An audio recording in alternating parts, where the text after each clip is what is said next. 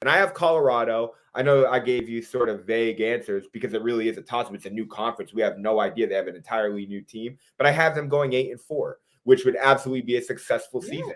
1-11, 4-8, 8-4. They plan a solid bowl game maybe on New Year's. Shedeur Sanders goes number 1. What does Deion Sanders do next?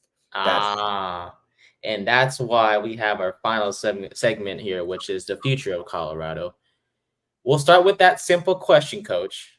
What do you think happens to Deion after this season? I think he rides off in the sunset. I really do.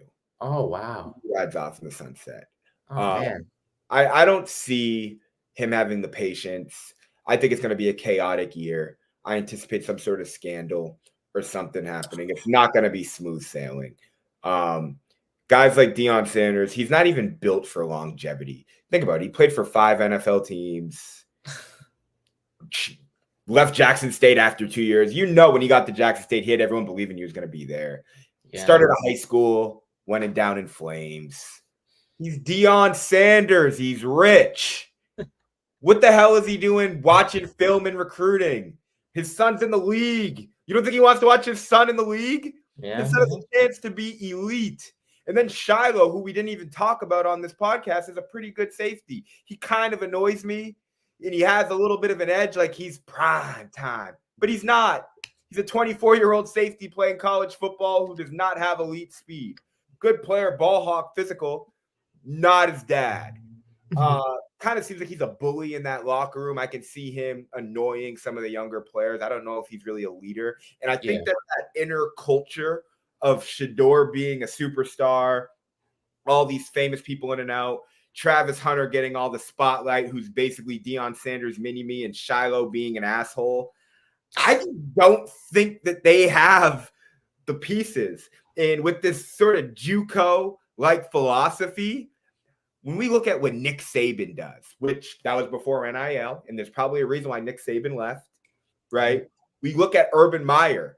Urban Meyer left Florida in flames. He left Ohio State in flames. We know how this college football game goes. It never ends well. You got your son, a top 10 draft selection.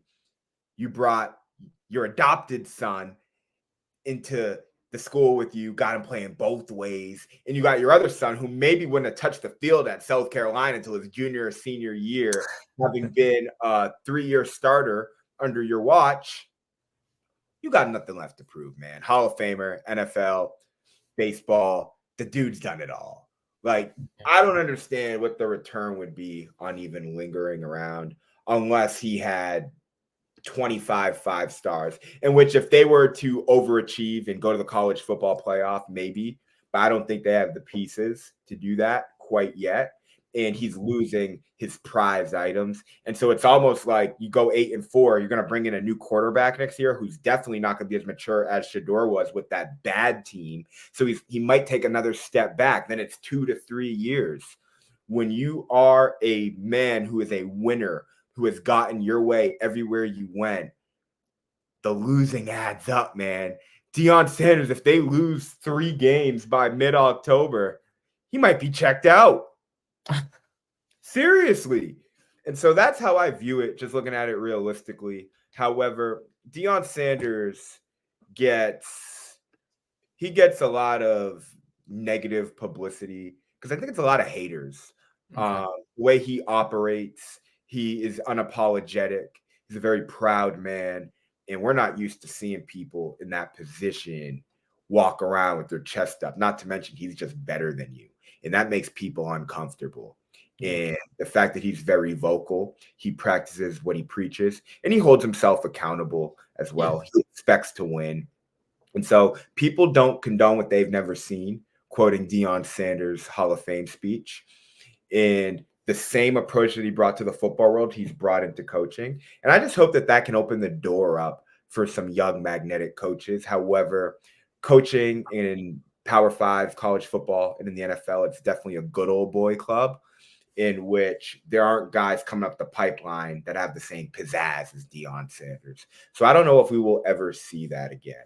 But that this phase in which he was a coach was incredibly inspiring for me because the aura, the the energy, my approach to coaching was very Deion Sanders-esque and empowering the players and being myself on the field. And if I were doing it right now, high school or collegiate level, I'd be doing it that way.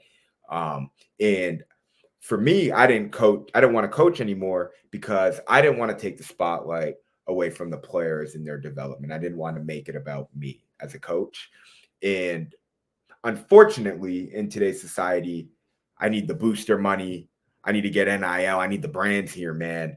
And so you'd have to do that if you wanted to compete. So the landscape has changed.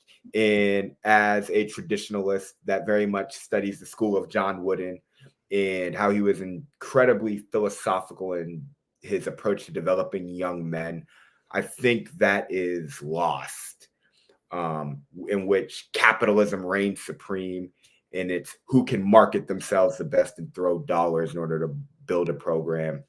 But if they want to rig the game, then that's why we need Deion Sanders to step in and just burn it all down or do it his way. And I think that's incredibly exciting. However, it's polarizing. So wherever you stand on the Deion Sanders spectrum, you just got to deal with it, and it is must-see TV. And I'm Indeed. incredibly excited for what this college football season is going to bring.